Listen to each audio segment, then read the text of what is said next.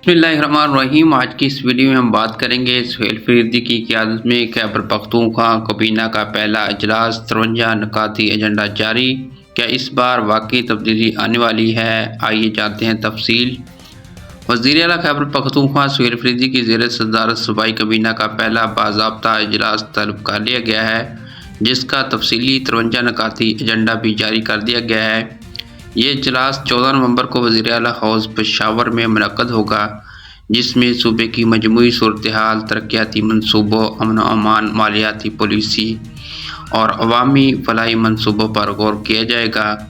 اجلاس میں 10 وزراء، 1 معاون خصوصی اور 2 مشیروں کو شرکت کی دعوت دی گئی ہے۔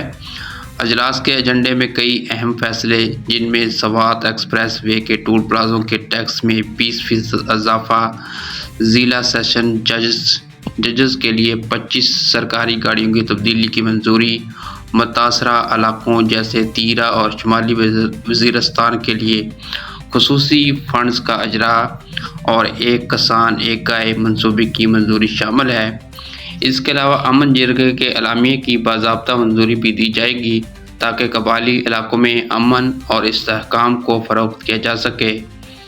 وزیر اعلیٰ سہیل فریدی کا کہنا ہے کہ کابینہ کے پہلے اجلاس میں عوامی مفاد کے فیصلے کیے جائیں گے اور ترقیاتی پالیسیوں پر تیزی سے عمل درآمد کیا جائے گا، تاکہ صوبے میں بہتری کے اثرات جلد عوام تک پہنچ سکیں۔